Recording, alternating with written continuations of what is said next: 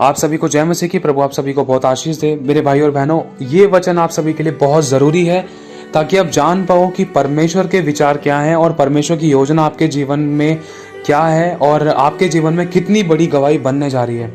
अगर आप इस वचन को जानोगे और समझोगे, इसके अनुसार चल पाओगे और बने रहोगे, तो कोई आपकी गवाही को खराब नहीं कर सकता, कोई आपकी गवाही को बनने से नहीं रोक सकता।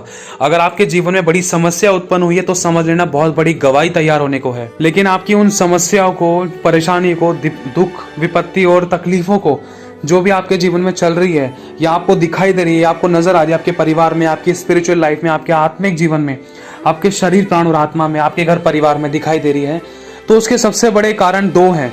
ध्यान रखना, सबसे पहला तो हमारी गलती के कारण ऐसी समस्याएं उत्पन्न होती हैं, और दूसरा, यदि हम परमेश्वर के वचन के साथ साथ सही चल रहे हैं तो हमारी परख होती है। ध्यान रखना, परीक्षा क्यों होती है?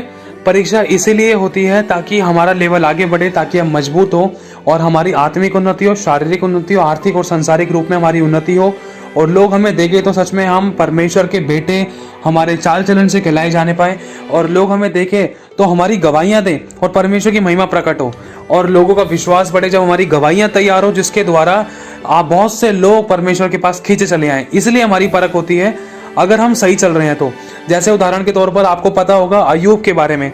अय्यूब परमेश्वर के साथ सही था, लेकिन फिर भी उसकी लाइफ में एक परीक्षा थी। वो परमेश्वर की ओर से थी, क्योंकि परमेश्वर का वो दास अय्यूब ऐसा था जो बुराई से बैर करता था और सच्चाई, खराई, पवित्रताई में चलता था, परमेश्वर का भय मानता था, उसकी आज्ञाओं का पालन करता था और परमेश्वर की दृष्टि में बहुत भला था। परमेश्वर ने शैतान को खुद अय्यूब की गवाही दी है। परमेश्वर ने अपने दास अय्यूब की गवाही खुद शैतान को दी है और कहा है कि जा मेरे बच्चे को परख ले। लेकिन ध्यान रख, वो हमेशा मेरी ही ओर ताकेगा और मेरी ही बड़ाई करेगा, वो मेरी निंदा नहीं करेगा। और शैतान उसमें हार गया, शैतान ने उसका सब कुछ नाश कर दिया। लेकिन फिर भी अय्यूब ने परमेश्वर की बुराई नहीं करी, ना तो परमेश्वर की निंदा करी, ना ही परमेश्वर के विरोध में खड़ा हुआ। लेकिन उसके जुबान पर एक बात रहती थी कि तू दे तो भी मेरा परमेश्वर, तू ना दे तो भी मेरा परमेश्वर। उसने एक ही बात को अपने मुंह से, अपनी जुबान पर लगाए रखा, क्या? प्रभु तूने ही तो सब कुछ दिया है, तूने ले लिया, तेरा धन्यवाद, सेनाओं का यहोवा धन्य है। और हुआ क्या, जब उसका सब कुछ खो चुका था, जब शैतान की ओर से उसकी परीक्षा हुई, जब परमेश्वर ने शैतान को बोला कि जा तू परख ले उसको, मेरे दास अय्यूब को, तो शैतान ने उसका सब कुछ खत्म कर दिया था। यहाँ तक कि उसके बच्चे तक खत्म हो गए थे, उसका सारा राजपाट खत्म हो गया था, सब कुछ खत्म हो गया था। लेकिन शैतान हार कर उसके सामने से चला गया और परमेश्वर ने अय्यूब को बहुत ज्यादा बढ़कर, जो उसने कभी जिंदगी में सोचा नहीं था, जो देखा नहीं था, जो उसके मन के चित्त में नहीं चढ़ा था, इतनी ज्यादा बढ़कर उसको आशीष दी। पहले के दिनों से बहुत ज्यादा आशीष दी। जितने उसके पास पहले घोड़े, हाथी या बैल या खेत या बच्चे थे, उससे कहीं ज्यादा बढ़कर सुंदर और बेस्ट और बहुत से आशीषित किया। और परमेश्वर ने अय्यूब का नाम भी बहुत ऊंचा किया और मतलब एक इतिहास रच डाला। और परमेश्वर को अय्यूब पर बहुत घमंड और बहुत फक्र हुआ, क्योंकि अय्यूब ने परमेश्वर के विरुद्ध में गवाही नहीं दी, वरन शैतान को हार कर जाना ही पड़ा। और जो ये परीक्षा परमेश्वर की ओर से हुई थी, जब परमेश्वर ने शैतान को अय्यूब के पास भेजा, तो उसमें शैतान हार गया और परमेश्वर ने अय्यूब को जिता दिया। और उस गवाही के द्वारा आज बहुत सारे लोग जब भी उस अध्याय को, अय्यूब की पुस्तक को पढ़ते हैं, तो बहुत मोटिवेट होते हैं। गिरते हुए लोग संभलते हैं, जिनके विश्वास टूट चुके थे, जो चूर हो चुके थे, जो वापस जाने को थे या वापस संसार में लिप्त होने को थे या मरने को थे या फांसी लगाने को थे या जान देने को थे, जब वो अय्यूब की पुस्तक को पढ़ते हैं या जब अय्यूब के बारे में पढ़ते हैं, जानते हैं, समझते हैं, सुनते हैं, तो उनके जी में एक नया जी आता है और उनको एक ऐसी आशा मिलती है और उनको एक ऐसा विश्वास मिलता है, जो एक ऐसी उम्मीद रहती है जिसमें कि परमेश्वर, हाँ भाई, हमारी विश्वास और आशा को कभी नहीं टूटने देगा, प्रभु में संभाल कर रखेगा, चाहे कैसी भी परीक्षा है प्रभु में संभाल कर रखेगा, हमें जय दिलाएगा और हमारी भी बहुत मजबूत गवाही बनाएगा। और परमेश्वर करता भी है लोगों के जीवन में। लेकिन एक दूसरी परीक्षा ऐसी भी है जिसमें मनुष्य खुद अपनी अभिलाषाओं के कारण परीक्षा में पड़ता है, और अभिलाषाएं गर्भवती होती हैं, फिर वो पाप को जनती हैं। और वो पाप, उदाहरण के तौर पर, जैसे कि आपको मालूम होगा शिमशोन के बारे में। शिमशोन भी परमेश्वर का चुना हुआ नाजिर था, परमेश्वर का बहुत बड़ा और सामर्थी, ताकतवर एक अभिषिक्त था, परमेश्वर का चुना हुआ था, और परमेश्वर ने उसको बताया था कि बेटा तुझे क्या करना है, क्या नहीं करना। लेकिन वो अपनी अभिलाषाओं में इतना डूब गया, व्यभिचार में पड़ गया, एक लड़की के साथ मतलब उसका रिलेशन बना, और परमेश्वर की मतलब जो बातें थी, आज्ञाएं थी, उसके द्वारा टूटी, और उसने अपनी सारी बातों का, अपनी ताकत का रहस्य खोल डाला। और उस अभिलाषा के कारण वो एक तमाशा बन गया। अपनी अभिलाषाओं के कारण जब वो खिसकर परीक्षा में पड़ा, और परीक्षा के द्वारा जब पाप को मौका मिला, शैतान ने उसको कहीं का नहीं छोड़ा, क्योंकि लिखा है आज्ञा ना मानने वालों के जीवन में शैतान काम करता है। जो बाड़ा तोड़ता है उसको सांप डसता है।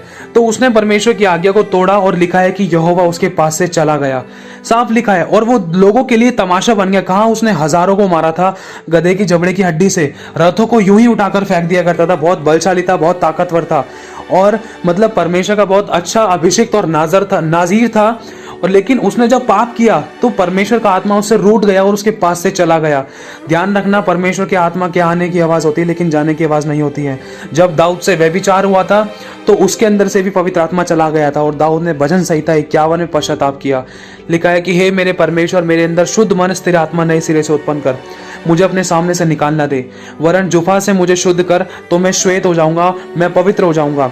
और अपने पवित्र आत्मा को मुझसे दूर ना कर और उदार आत्मा देकर मुझे संभाल। मतलब पवित्र आत्मा दाऊद में से निकल चुका था और वो बहुत बेचैन हो गया था कि उसको ऐसा लग रहा था सब कुछ होने के बाद भी सब कुछ खत्म हो गया है। क्यों? क्योंकि परमेश्वर स्वयं उससे दूर हो गया था, जिंदगी उससे दूर हो गई थी। तो दाऊद ने रो रो कर पश्चाताप किया। लेकिन बाइबल में एक ऐसा भी वचन लिखा है कि एसाफ के बारे में, कि एसाफ ने जब मन फिराना चाहा तब भी उसको मन फिराव का अवसर नहीं मिला। और शिमशोन के साथ क्या हुआ था? शिमशोन के साथ भी एक तरीके से ऐसे ही कह सकते हैं, क्योंकि शिमशोन ने जब पाप किया था, जब वो अभिलाषा में व्यभिचार में पड़ा, तो उसके बाद यहोवा उसके पास से चला गया। कहा वो हजारों को मारता था, अपनी ताकत और सामर्थ्य से अपने शत्रुओं को खत्म करता था जो उसको मारने के लिए आते थे। लेकिन एंड मौके पर जब वो अभिलाषा में पड़ा, पाप में पड़ा, परमेश्वर का आत्मा उससे रूठ गया, उससे दूर चला गया। जब उसने आज्ञा को तोड़ दिया तो वो मनुष्यों के लिए, वो दूसरे मनुष्यों के लिए एक तमाशा बन गया। उसकी आंखें फोड़ दी गई और उसको बहुत मारा गया और मतलब उसको गंजा कर दिया गया और एंड में उसकी मृत्यु हो गई। एंड में उसकी मृत्यु हो गई। और आप समझ सकते हो कि ये दूसरी प्रकार की ऐसी परीक्षा है जो इंसान खुद उत्पन्न करता है अपनी गलती, अपने पाप और गुनाह अपराधों के कारण, अपनी अभिलाषाओं के कारण। हम इसमें ये नहीं कह सकते प्रभु क्या तू मुझे परख रहा है, नहीं। परमेश्वर की ओर से परख बाद में होती है। सबसे पहले इंसान अपनी अभिलाषाओं में पढ़कर परीक्षा में फंस जाता है। तो एक बात कहना चाहता हूं, अगर आपको लगता है कि आपकी कोई परीक्षा चल रही है, अगर आपको लगता है वो आपकी गलती के कारण हुई है, अगर आपको लगता है कि वो गलती के कारण नहीं हुई, तो सबसे पहली बात, एक काम आपको करना है, पश्चाताप करके प्रभु के निकट आना है और माफी मांगनी है। अपने जाने और अनजाने में किए गई गलती, पाप, गुनाह, अपराध के लिए प्रभु के आगे रिपेंट करना है, क्षमा मांगनी है। क्योंकि हमसे जाने और अनजाने में या कभी कभी जानबूझकर या कभी जोश जोश में गलतियां हो जाती हैं।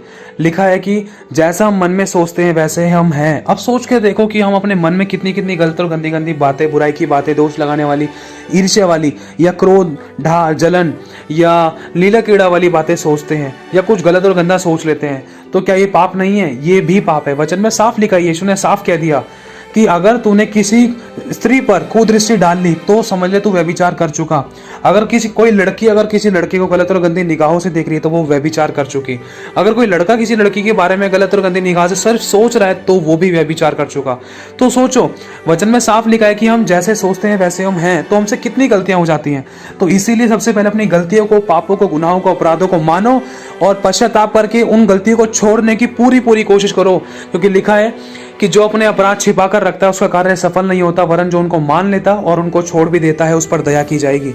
तो अपने अपराधों को छोड़ने के लिए प्रभु से प्रार्थना करूं, ताकि प्रभु मैं इन गलती, पाप, गुनाह, अपराधों को, ऐसी बुराइयों को, ऐसी अभिलाषाओं को, ऐसी आदतों को छोड़ दूं, ताकि मैं आपका दिल ना दुखाऊं। और अगर आपकी परीक्षा प्रभु की ओर से हो रही है, अगर आपको लगता है कि बिल्कुल आप परफेक्शन में चल रहे हो, कि आज्ञा की भी पालन कर रहे हो और प्रार्थना भी कर रहे हो, आराधना भी कर रहे हो, आप प्रार्थना भी कर रहे हो और आराधना भी कर रहे हो और आप प्रभु के साथ वचन भी पढ़ रहे हो, प्रभु के साथ समय भी बिता रहे हो और प्रभु की बाट भी जोते हो, उसका इंतजार करते हो और हर वो काम करते हो जिससे प्रभु प्रसन्न होता है, माफ करना, दया करना, दीनता, नम्रता, आत्मा के काम कर रहे हो, पवित्र आत्मा के फलों को प्रकट कर रहे हो और क्रोध से बचे हुए हो, लालच से बचे हो, ईर्ष्या से बचे हुए हो और हर प्रकार के लड़ाई झगड़े से बचे हुए हो, अपने आप को बुरी संगति से बचा रखा है, गलत बातों से, गलत विचारों से, गलत कामों से, गलत शब्दों से और हर प्रकार की गलत बुरी अभिलाषाओं से बचा रखा है। अगर आप परमेश्वर की इस प्रकार की आज्ञा का पालन कर रहे हो और पवित्र जीवन जी रहे हो, अगर आपको लगता है कि आपके जीवन में कोई परीक्षा है या प्रभु की ओर से हो रही है या शैतान परखने की कोशिश कर रहा है, तो देखो ये बातें आप ध्यान से सुनना। परमेश्वर का आत्मा आज आपसे बात करेगा। आपको मालूम होगा मूसा के बारे में। मूसा परमेश्वर का चुना हुआ दास था, भविष्यद्वक्ता था और मूसा के द्वारा परमेश्वर ने 24 लाख से ज्यादा इजरायलियों को मतलब मिस्र से निकाला और उनको छुड़ाया, उनको बचाकर लेकर आया। परमेश्वर का आत्मा स्वयं उनकी अगुवाई करता था, आग के खंबे के रूप में और बादल के रूप में उनकी अगुवाई करता था। तो सोचकर देखो, परमेश्वर ने मूसा और मूसा के लोगों को, इजरायलियों को मिस्र में से क्यों छुड़ाया, और अगर छुड़ाया तो उनको समुद्र के पास ले जाकर क्यों रोक दिया। अगर परमेश्वर को उनको समुद्र में ही मारना था तो परमेश्वर उनको इजराइल मतलब पूरे इजराइल को मिस्र में से, उस फिरौन की सेना से, फिरौन के कब्जे में से छुड़ाकर क्यों लेकर आया। इसीलिए लेकर आया परमेश्वर अपने लोगों को, ताकि परमेश्वर की महिमा प्रकट हो। और परमेश्वर चाहता तो उनको दूसरे रास्ते से भी लेकर जा सकता था, लेकिन उनको उस लाल समुद्र के पास ही ले जाकर क्यों रोक दिया। इसीलिए रोक दिया ताकि परमेश्वर की महिमा प्रकट हो। अगर आज आपको लगता है कि किसी भी कोई भी प्रकार की ऐसी समस्या है जिसके कारण आप आगे नहीं बढ़ पा रहे हो, या जिसके कारण आपकी आत्मिक उन्नति नहीं हो रही है, या जो लगता है कि ये बहुत बड़ी दीवार है, अब शत्रु ने चारों तरफ से घेर लिया है, चाहे वो धन की समस्या हो, चाहे शारीरिक हो, चाहे आत्मिक हो, चाहे आर्थिक हो, चाहे परिवार को लेकर हो, चाहे शत्रु हो, किसी भी प्रकार की कोई समस्या है ना, तो परमेश्वर का आत्मा कहता है कि देख, मैं तेरे सामने से लाल समुद्र को 2 भाग करूंगा और अपनी महिमा को प्रकट करूंगा, और जो तेरे शत्रु थे वो भी जान लेंगे कि मैं इजराइल में सेनाओं का यहोवा पवित्र हूं और मेरे सिवा कोई और दूसरा ईश्वर है ही नहीं। परमेश्वर ने लाल समुद्र को 2 भाग किया। अगर परमेश्वर लाल समुद्र के पास उन लोगों को नहीं लेकर आता तो वो चमत्कार नहीं हो पाता। अगर चमत्कार नहीं हो पाता तो दूसरे लोग विश्वास कैसे करते। ध्यान रखना, आपकी बहुत बड़ी गवाही तैयार होने को जा रही है। जब परमेश्वर आपके बीच में से उस समस्या को 2 भाग करेगा तो लोग आपको देखेंगे और आपकी गवाही के द्वारा बहुत से लोग बचाए जाएंगे। और दाऊद के साथ क्या हुआ था, अगर परमेश्वर चाहता तो परमेश्वर ने दाऊद को शेर और भालू के सामने इसीलिए खड़ा किया, इसीलिए लेकर गया ताकि वो गोलियत को मारने के लिए तैयार हो जाए। तो परमेश्वर का आत्मा आज आपको इसी तरीके से तैयार कर रहा है। चाहे कोई भी समस्या शेर और भालू की तरह, चाहे कोई भी आपका विरोधी है, चाहे कोई भी आपकी लाइफ में ऐसी प्रॉब्लम है या कोई ऐसी गलत और गंदी आदत है जिसके द्वारा मतलब परमेश्वर आपको तैयार कर रहा है, या कोई भी आपके लाइफ में ऐसा विरोधी है जिसके द्वारा परमेश्वर आपको मजबूत कर रहा है, तैयार कर रहा है। क्यों? ताकि आने वाले टाइम में जो गोलियत नाम की दुष्ट आत्मा है, जो आने वाले टाइम में जिस समस्या के द्वारा आपके लाइफ में कुछ प्रॉब्लम आ सकती थी, उस समस्या पर जय दिलाने के लिए आपको परमेश्वर तैयार कर रहा है। क्यों?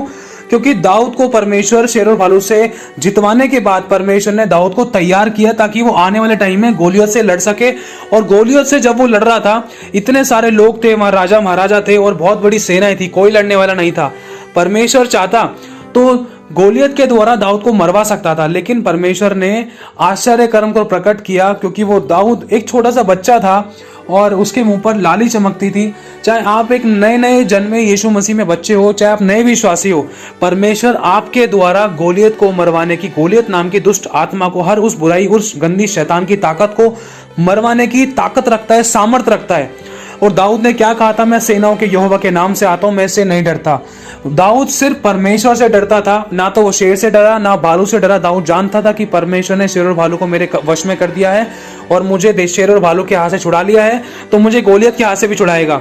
दाऊद ने घमंड से कहा कि मैं सेनाओं के यहोवा के नाम से आता हूं, और गोलियत को मार डाला सिर्फ एक पत्थर के द्वारा। वो पत्थर क्या है? वो एक विश्वास का पत्थर है जिसके द्वारा आप अपनी शेर और भालू जैसी या गोलियत जैसी समस्याओं पर जय पाओगे। बस आप बने रहना। और दानियेल के साथ क्या हुआ था? परमेश्वर ने दानियेल को शेरों की मान में क्यों जाने दिया? क्या वो बचा नहीं सकता था? वो बचा सकता था। उसने शेरों की मान में दानियेल को इसीलिए जाने दिया ताकि जो लोग दानियेल के विरोध में थे, जो लोग परमेश्वर के विरोध में थे, जो राजा परमेश्वर और दानियेल के विरोध में थे, उन सबों के जीवन में परमेश्वर की महिमा प्रकट हो, ताकि वो जान लें कि इजराइल में एक सेनाओं का यहोवा परमेश्वर पवित्र है, वो सामर्थ्य, वो ताकतवर है, वो हर एक समस्या से छुड़ा सकता है। और जब दानियेल को शेरों की मान के अंदर डाला गया तो एक भी शेर उसको टच नहीं कर पाया। क्यों? क्योंकि परमेश्वर ने अपनी सामर्थ को प्रकट किया। जब परमेश्वर दानियेल को चाहता तो बचा सकता था शेरों की मान में जाने से, लेकिन परमेश्वर ने जाने इसीलिए दिया, अपने लोगों को समस्या में इसीलिए जाने दिया ताकि परमेश्वर की महिमा प्रकट हो। अगर आपको ऐसा लगता है कि आप किसी प्रकार की ऐसी समस्या में फंस गए हैं जिससे निकलना बहुत मुश्किल है, या कोई भी प्रकार के जंगली भूखे शेर या कोई भी प्रकार की ऐसी दुष्ट आत्मा, ऐसी समस्याएं या ऐसे लोग या ऐसी परिस्थितियां आपको डराने की कोशिश कर रही हैं या कोई बीमारी डराने की कोशिश कर रही है, ध्यान रखना, चाहे आपको छूने की भी कोशिश कर रही है, लेकिन परमेश्वर आपको उन शेरों की मान में से निकालेगा। और जो लोग आपकी बुराई कर रहे थे या जो लोग आप पर दोष लगा रहे थे, जो लोग आपके परमेश्वर की निंदा कर रहे थे, वो लोग खुद बोलेंगे कि तेरा परमेश्वर सेनाओं का यहोवा पवित्र है, वही सच्चा परमेश्वर है, उसके सिवा कोई दूसरा ईश्वर परमेश्वर है ही नहीं। और ऐसा ही दानियेल के साथ हुआ। जब दानियेल को परमेश्वर ने शेरों की मान में बचाया, एक भी भूखा शेर उसको टच नहीं कर पाया, तो उस राजा ने भी खुद कह दिया कि हाँ, तेरे परमेश्वर ने तुझे बचा लिया, तेरा ही सच्चा परमेश्वर है। और वहां के लोगों ने विश्वास किया, जो विरोध में थे वो फेवर में आए। क्यों? क्योंकि परमेश्वर ने अपने आश्चर्य कर्म को दानियेल नबी के जीवन में प्रकट किया। कब किया? जब दानियेल विश्वास में बना हुआ था। दानियेल ने अपना विश्वास नहीं डगमगाया, वो डरा नहीं, वो सिर्फ उससे डरता था जो शरीर, प्राण और आत्मा तीनों को घात कर सकता है, वो हमारा परमेश्वर है। और इसके अलावा शद्रक, मेशक, अबेदनगो को क्या हुआ था? आपको मालूम होगा, एक बहुत बड़ी सेना, बहुत सारे लोग, एक बहुत बड़े मैदान के अंदर एक बहुत बड़ी मूर्ति बनाई गई एक राजा की, और राजा ने कहा था सभी मनुष्य को, पूरे देश विदेश के लोगों को इसी मूर्ति के आगे दंडवत करना है।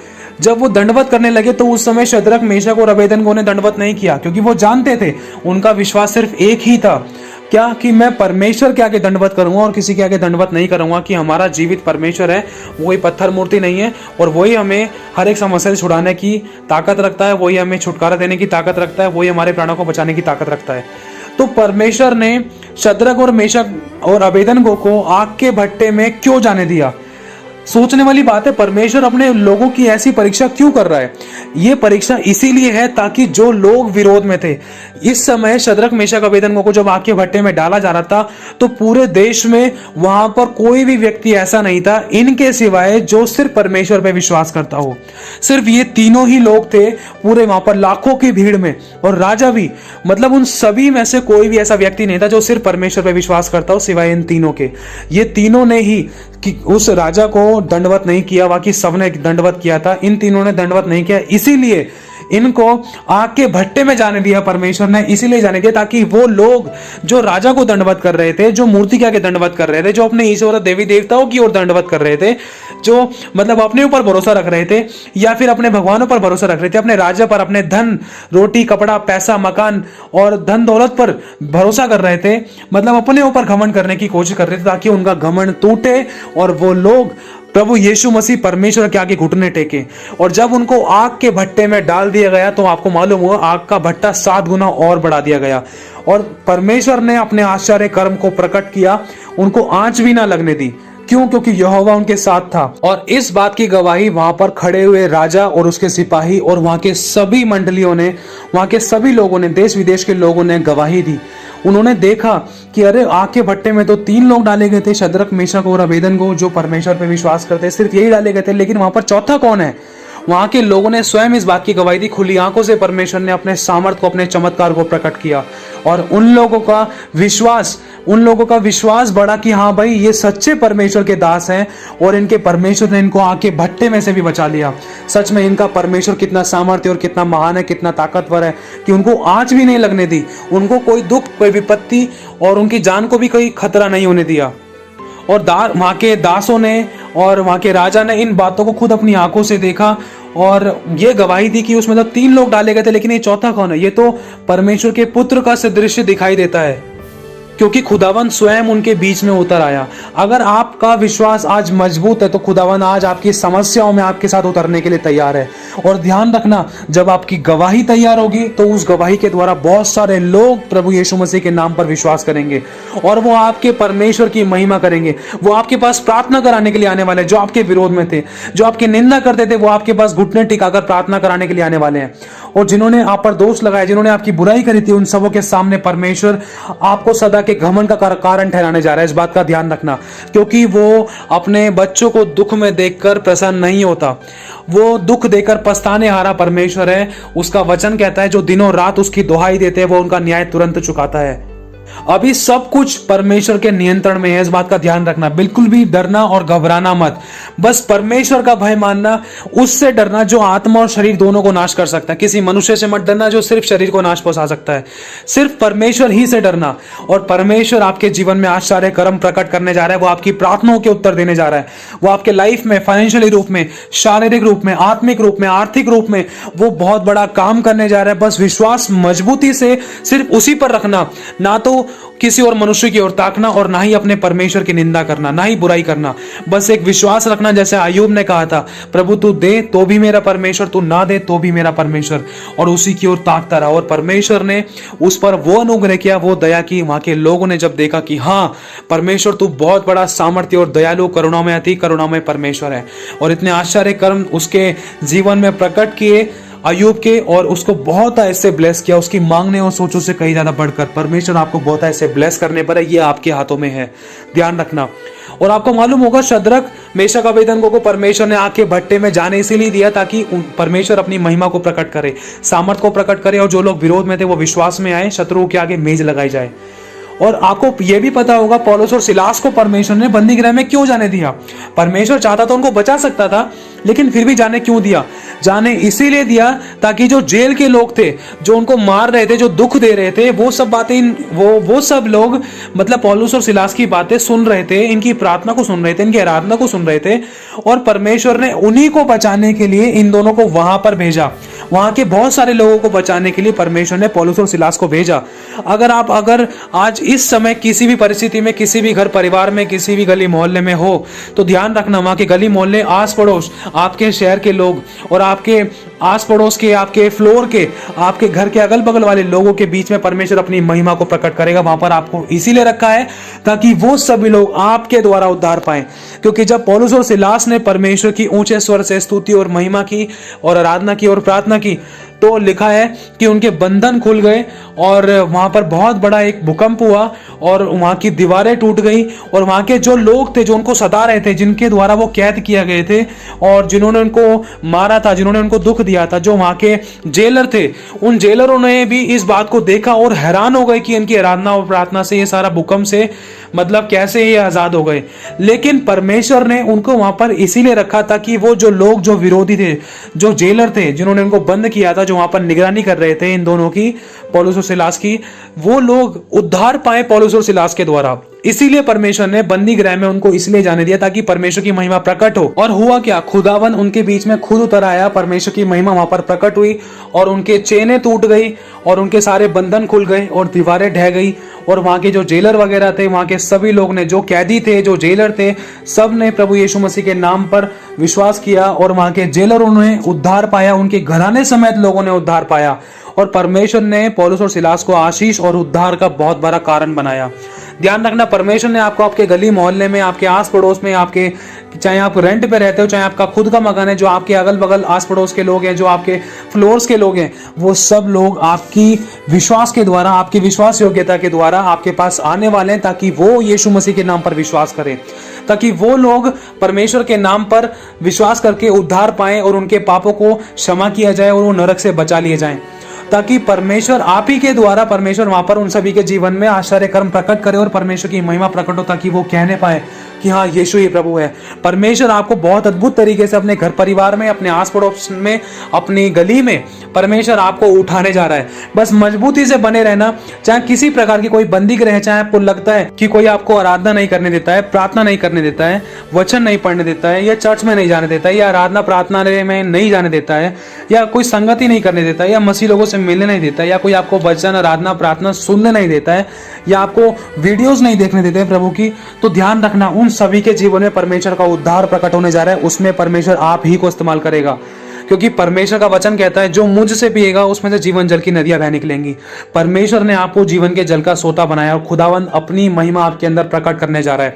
बस थोड़ा सा समय और, बस वो कहता है बेटा थोड़ा और, थोड़ा और, थोड़ा और, ताकि तू और मजबूत हो जाए, ताकि तू आगे ठोकर ना खाए, ताकि हर प्रकार की समस्याएं जो तुझे पहले गिरा देती थी, आने वाले टाइम में तुझे गिराने ना पाए, वरन वो तेरे पैर के नीचे कुचली जाए, और तुझे पता भी ना चले कि ये समस्या थी, और तुझे उन पर हंसी आए क्योंकि छोटी छोटी समस्याएं, जब हम मसीह में नहीं थे तो छोटी छोटी समस्याएं हमारे जीवन में पहाड़ बन जाती थी। आज परमेश्वर उन पहाड़ों को ढाने जा रहा है आपके जीवन में।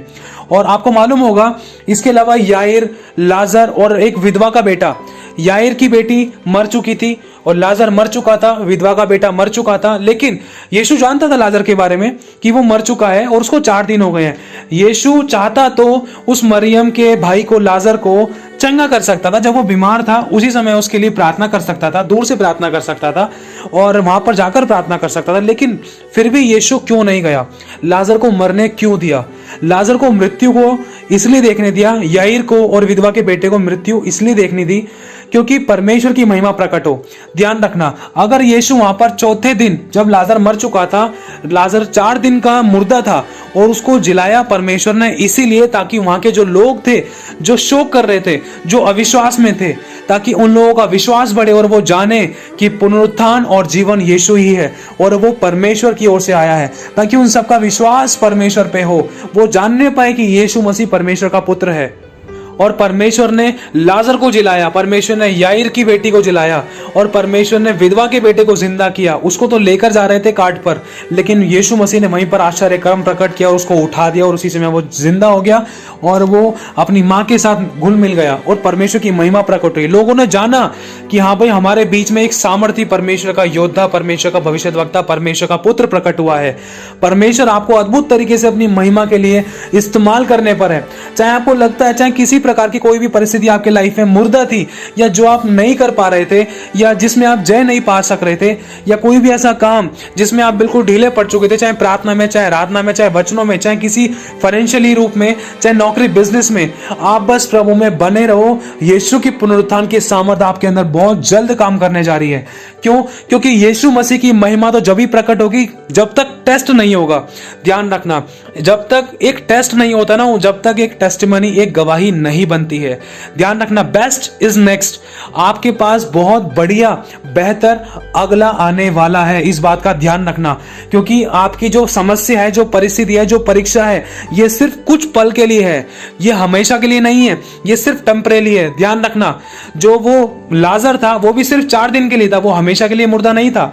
ये एक बात ध्यान रखना, वो याईर की बेटी थी, वो कुछ घंटों के लिए मरी थी और जो विधवा का बेटा था वो कुछ घंटों के लिए मरा था, वो हमेशा के लिए नहीं था। लेकिन यीशु मसीह ने उसकी मुर्दा परिस्थितियों को जीवित किया, अपनी पुनरुत्थान की सामर्थ को प्रकट किया और अपनी महिमा प्रकट की, ताकि लोग जाने कि आपके द्वारा परमेश्वर कितने बड़े बड़े काम कर सकता है। परमेश्वर आपकी प्रार्थनाओं का उत्तर देगा, परमेश्वर आपकी सभी जरूरतों को पूरा भी करेगा और आशीष और घमंड का परमेश्वर आपको अपने उद्धार का कारण भी ठहराएगा। और जो लोग आपकी हंसी मजाक उड़ाते थे, जो लोग बोलते थे, अरे ये तो तू कैसे कर सकता है, ये प्रार्थना से थोड़ी ना हो सकता है, तू कैसे कर सकती है, अरे ऐसा कुछ नहीं होता, ये सब काम तो बुढ़ापे के हैं, तुम्हें चर्च नहीं जाना चाहिए, तू प्रार्थना क्यों कर रही है, तू वचन क्यों पढ़ रही है, तू आराधना क्यों कर रही है। आज चाहे आपको ऐसी परिस्थितियां लगती हैं, दिखाई देती है, क्योंकि लाजर के मरते टाइम जब लाजर मरा था उसके बाद लोगों ने कहा था, अरे बदबू आ रही होगी, अरे कैसे जलाएगा मुर्दे को, मुर्दा कैसे जिंदा हो सकता है, ऐसा कभी हो सकता है, ऐसा हो सकता है, वैसा हो सकता है। मतलब आज बहुत सारे लोग अगर आपका विश्वास डगमगाने की कोशिश कर रहे हैं, क्योंकि याईर की बेटी का जब देहांत हो गया था, जब वो मर चुकी थी, तो उस समय याईर को बहुत डर लगा था, वहां पर लोग विलाप कर रहे थे। और जब विधवा का बेटा था तो वहां पर तो शोक हो रहा था बहुत खतरनाक तरीके से, और उसके बेटे को तो ले जा रहे थे फूंकने के लिए या गाड़ने के लिए।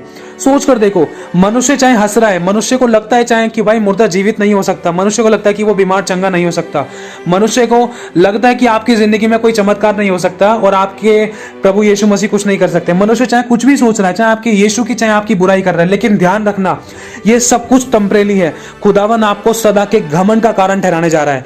वो आपके जीवन में वो आश्चर्य कर्म करने जा रहा है, लाल समुद्र को 2 भाग करने जा रहा है, पत्थर से पानी निकालने जा रहा है, ताकि परमेश्वर का नाम महिमा पाए और वो लोग देखें, वो जान ले कि सच में सेनाओं को यहोवा आपके साथ में है। आश्चर्य कर्म करने वाला केवल और केवल परमेश्वर यहोवा है। वो लोग आपके पास प्रार्थना कराने के लिए आने वाले हैं, वो लोग आपके पास परमेश्वर की महिमा के लिए, परमेश्वर के वचन को सुनने समझने के लिए आने वाले हैं। परमेश्वर आपको बहुत अद्भुत तरीके से अपनी महिमा के लिए उठाने पर है, इस बात का ध्यान रखना।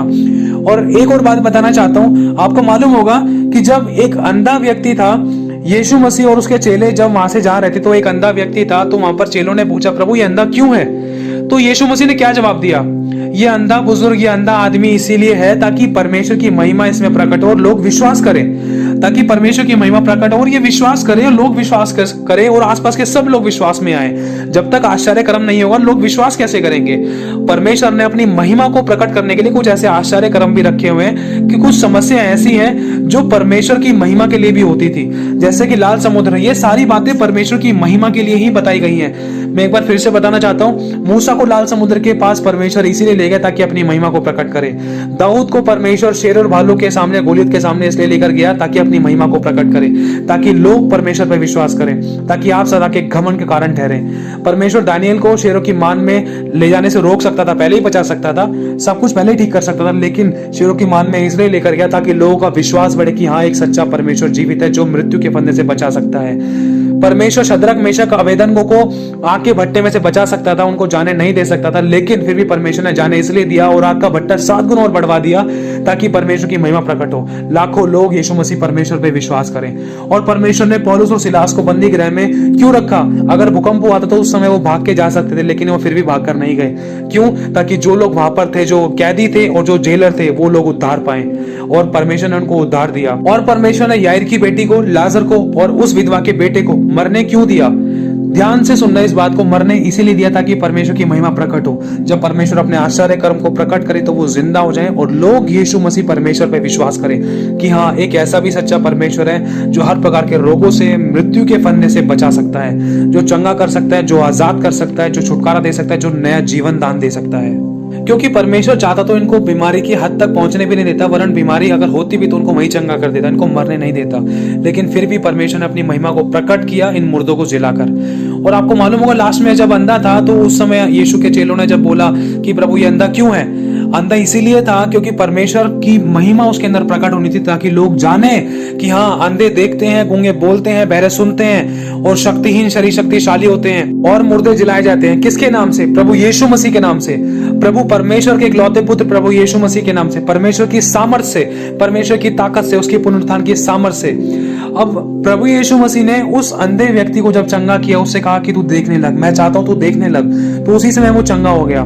जो बचपन से अंधा था उसको यीशु मसीह ने चंगा किया और उसी समय जो लोग उसके आसपास थे उन्होंने जब देखा, अरे ये तो बचपन से अंधा था, इसकी तो इतनी उम्र हो गई थी, इतना बड़ा हो गया, इतना बूढ़ा सा हो गया था ये तो, और ये तो देखने लगा। अरे तुझे चंगा किसने किया? अच्छा, यीशु नासरी ने।